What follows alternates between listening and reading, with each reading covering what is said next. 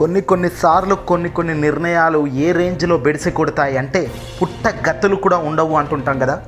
అచ్చం ఇప్పుడు అదే పరిస్థితుల్లో నిలబడ్డ వ్యక్తుల్లో చాలామంది ఆంధ్ర రాష్ట్రంలో ఉన్నారు. పేరుకు పెద్ద, కానీ వాళ్ళ ఐడియాలు ఆలోచనలు మాత్రం చాలా చిన్న అని చెప్పాలి. అందులో జగన్ గారి చెల్లెళ్ళు వైఎస్ షర్మిల వేస్తున్న అడుగులకు పూర్తిగా టీడీపీ మాయలో తాను పడిపోవటంతో బెడిసి కొట్టిపోయింది తన రాజకీయ జీవితం అని చెప్పవచ్చు. చంద్రబాబు నాయుడు చెప్పినట్టుగా చేయడంలో షర్మిల సక్సెస్ అయ్యారని అనుకుంటున్నారేమో బహుశా, కానీ ప్రజల మనసులో రాజకీయంగా మాత్రం షర్మిల గుర్తింపు పూర్తిగా మట్టుమాయం అయ్యే దిశగా అడుగులు పడుతున్నాయి. 2024 ఎన్నికలకు ముందే జగన్ గారు అపార కీర్తిని, ప్రజా అభిమానాన్ని సొంతం చేసుకున్నారు. పాదయాత్రతో జగన్ ప్రపంచనం సృష్టిస్తే అధికారంలోకి వస్తే ఇచ్చిన మాట కట్టుబడి పరిపాలన చేసిన ఒక వ్యక్తిగా జగన్ ప్రతి ఒక్కరి గుండెల్లో చెరగని ముద్ర వేసుకున్నారు. ఇప్పుడు ఆయన ఢీ కొట్టాలన్నా, ఆయన వైపున అడుగులు వేయాలన్నా ఎంత హయ్యెస్ట్ టాస్కో ఊహిస్తేనే అర్థమవుతుంది. కానీ ఇలా ఊహకు అందరి నిర్ణయాలను పట్టుకొని అది కూడా మోసం చేసిన పార్టీలోకి మన పార్టీని విలీనం చేసి పూర్తిగా మెసేజ్ ఏ రకంగా ప్రజల్లోకి వెళ్తుంది అన్న ఆలోచన లేకుండా షర్మిల గారు తీసుకున్న నిర్ణయం ఆమె రాజకీయ జీవితానికే ఒక మచ్చగా మారబోతుంది. ఇక 2024 ఎన్నికల అనంతరం ఖచ్చితంగా షర్మిలను మార్చేయబోతున్నట్టుగా కూడా తెలుస్తుంది.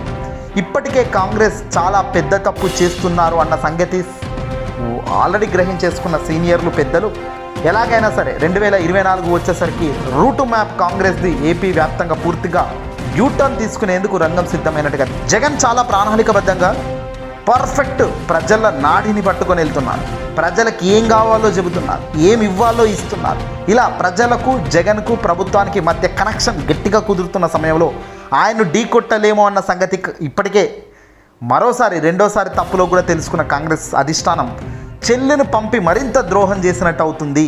రాజశేఖర రెడ్డి గారి విలువలను దెబ్బతీసే కార్యక్రమాలకు మేమే శ్రీకారం చుడుతున్నట్టు ప్రజల్లోకి వెళ్తున్న సంకేతాలను పసిగట్టిన పెద్దలు ఇది పూర్తిగా మనగడకు దెబ్బతినే ఛాన్స్ ఉంది. గతంలో జగన్ గారిని ఆనాడు తక్కువ అంచనా వేసి జైలుకు పంపించి 13 నెలలు ఆయన జైల్లో పెడితే ఈరోజు ఏ స్థాయికి తాను వచ్చేసారో అందరం చూసాం. రేపు రాబోయే రోజుల్లో చెల్లి ద్వారా అన్న వైపును బాణాలు ఎన్ని విసిరినా పనిచేయవు, అవి రివర్స్ వాళ్ళకే కుచ్చుకుంటాయన్న సంగతి అధిష్టానం వద్దకు ఇప్పటికే షర్మిల పక్కకున్న పెద్దలు సైతం అందిస్తున్న సమాచారం. అక్కడ జగన్ కొడుతున్న దెబ్బలకు ఇక్కడ తట్టుకోలేక ప్రతిపక్ష తెలుగుదేశం పార్టీ కుప్పకూలే పరిస్థితికి వచ్చింది. అలాంటిది పూర్తి కుప్పకూలిన కాంగ్రెస్ను పైకి లేపాలంటే ఆ శక్తి మామూలుగా ఉండకూడదు. అయినా ఈ పొద్దు జగన్ను తిడుతూ జగన్పై బురద జల్లుతూ పైకి లేవాలన్న ఆలోచన కూడా చాలా తప్పుగా ఆంధ్ర రాష్ట్ర ప్రజలు చూస్తున్నారు అన్న విషయం గ్రహించిన హైకమాండ్ షర్మిలను పూర్తిగా సైలెంట్లో పెట్టారు. ఎన్నికలకు దగ్గర రాగానే హడావుడి చేసి ఆగమగం చేసిన షర్మిల గత కొద్ది రోజుల నుంచి కూడా పూర్తి సైలెంట్ దిశగా అడుగులు పడుతున్నాయి. ఏది మాట్లాడినా తనకే నెగిటివ్ అవుతుంది. ఏది చెప్పినా క్లారిటీ లేని అంశాలు చంద్రబాబు మాదిరిగానే తాను ఆరోపిస్తున్నట్టుగా ప్రజలు గ్రహిస్తున్నారు. ఎక్కడ 1% ప్రజలు కూడా తన మాటలు కానీ తన చెప్పే విధానాన్ని కూడా నచ్చి మెచ్చిన పరిస్థితులు లేవు. అల్టిమేట్గా ఇక్కడ జగన్మోహన్ రెడ్డి గారు ఒకటి చెప్తున్నారు, చంద్రబాబు మనిషి షర్మిల అయ్యారు, చివరికి నా చెల్లెళ్ళను కూడా వాళ్ళు లాక్కున్నారు, అల్టిమేట్గా వీళ్ళందరూ కలిసి కట్టుగా యుద్ధం చేస్తున్నారు అనేది జగన్ గారు కుండబద్దలు కొట్టి చెప్తున్నమాట. ఇక దీన్ని కూడా కౌంటర్ ఇచ్చుకోలేని స్థాయిలో కాంగ్రెస్ అధిష్టానం ఉందంటేనే అక్కడ తెలిసిపోతుంది వాళ్ళ లోపాలు ఎంత బలంగా స్పష్టంగా కనబడుతున్నాయి. ఇవే లోపాలతో ముందు పోతామంటే మాత్రం అసలు ఎవడు పట్టించుకోడు పార్టీని అనేది క్లియర్గా వాళ్ళకి అర్థమైపోయింది. తద్వారా అనదర్ ఫార్ములాతో రావాలి అనే ఆలోచనలో ఉన్నారు. అధ్యక్షురాలిగా కూడా షర్మిలను పక్కకు తప్పితే షర్మిలాకున్న ఆవేశానికి మళ్ళీ అధ్యక్షురాల పదవి తీసేసిన కాంగ్రెస్ పైకి రివర్స్ అవుతారు. అసలు తాను క్లారిటీ ఇక్కడ ఆల్రెడీ క్లారిటీ లేని మనిషి పవన్ ఉన్నాడు. ఇక్కడ జనసేన పార్టీని స్థాపించి 10 ఏళ్ళు అయినప్పటికీ ఈ రోజుకు 21 ఎమ్మెల్యే సీట్లు పొత్తులో భాగంగా వెళ్ళి తాను ఏదో హీరో అన్నట్టుగా ప్రకటించుకుంటూ ముందుకెళ్తున్నాడే తప్ప సినిమాను తలపించే డైలాగులు తప్ప నిజ జీవిత ఇంప్లిమెంటేషన్ ఏమాత్రం లేకపోవడంతో పాటు ప్రజలు కూడా ఆయన చూసి నవ్వుకుంటున్నారు, జై కొడుతున్నారు, వచ్చినప్పుడు వెళ్ళిపోతున్నప్పుడు బాయ్ చెబుతున్నారు తప్ప తన మాటలు ఏవి గట్టిగా తీసుకోవడం లేదు, తనను నమ్మడం లేదు, తను చెప్పింది ఆచరించడం లేదు. కాబట్టి తనకు ఓటమియే పక్కాగా కనబడుతుంది. ఈసారి కూడా పిఠాపురం నుంచి పవన్ ఓటమియే కనబడుతుంది. ఇక షర్మిల ఎక్కడి నుంచి పోటీ చేస్తారంటే కడప నుంచే అంటున్నారు. ఇక్కడ షర్మిల 175కు 175 నియోజకవర్గాలు అభ్యర్థులే కరువయ్యారు. అభ్యర్థులు లేని ఆమె జగన్పై ఏదో బురద జల్లడం, ఏదో బురద మీదకి వచ్చే కాస్త పూస్త ఓట్లతో ఏదైనా చేద్దామంటే అది కాని పని. ఇక్కడికే కేంద్రం గతంలో సోనియా గాంధీ గారు ఆనాడు అదే తప్పు చేశారు, ఈనాడు షర్మిలను పంప అదే తప్పు చేస్తున్నారు. అల్టిమేట్గా తెలంగాణలో వర్కౌట్ అయిందంటే తెలంగాణలో పూర్తి భిన్నమైన రాజకీయ వాతావరణం ఉంది, ఆంధ్రాలో పూర్తి భిన్నమైన రాజకీయ వాతావరణం, ఎమోషన్ క్యారీ అయ్యేది మొత్తం వేరేగా ఉంది. ఇక్కడ తెలంగాణది సపరేట్ ఆంధ్ర, అక్కడ ఏదో జరిగింది ఇక్కడ ఏదో జరుగుతుంది అనుకుంటే మాత్రం మొదటికే మోసం అయితే వస్తుంది.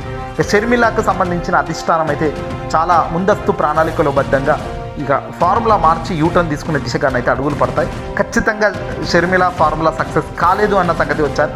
ఇది కేవలం చంద్రబాబును గడ్డెక్కించేయడానికే ఒక ట్రైలర్ మాదిరిగా షర్మిలను విడుదల చేశారు. కానీ ఇప్పుడు వర్కౌట్ కాదు కాబట్టి ఖచ్చితంగా ఇక మొత్తం మారిపోతుంది. ఇలా ఏది చేసినా ఇప్పుడు కాంగ్రెస్ ఒకవేళ షర్మిలను కంటిన్యూ చేసినా, ఆమెను ఆపేసినా, ఆమెను తీసేసినా, ఏది చేసినా ఇక్కడ నిర్మోహమాటంగా చంద్రబాబు కోసం వీళ్ళంతా డ్రామా అంతా కూడా బయట ప్రజలు ఉట్టిగానే గ్రహించేటట్టుగా వీళ్ళ నిర్ణయాలు వీళ్ళు తీసుకునే అడుగుల బట్టి ఏది తీసుకున్నా అడంగా బుక్ అయితే ప్రజల ముందు అయిపోయారు. ఏదైనా తీసుకునే ముందే ఆలోచించాలి. ఇలా తీసుకొని సగం సగం ఆటలు ఆడడం వల్ల మొదటికే మోసం వస్తుంది, రాజకీయ మనగడకు దెబ్బతింటుంది అనడంలో సందేహమే లేదు. ఎందుకంటే రాజకీయ జీవితంలో అనేక కోణాలు ఉంటాయి. రాజకీయంగా ఇంకా భవిష్యత్తు ఉన్న షర్మిల, ఇంకా భవిష్యత్తు ఉన్న పవన్ లాంటి వ్యక్తులు చేసే తప్పుల వల్ల పూర్తిగా వాళ్ళ భవిష్యత్తుకి కనుమరుగయ్యే పరిస్థితి లేకపోతే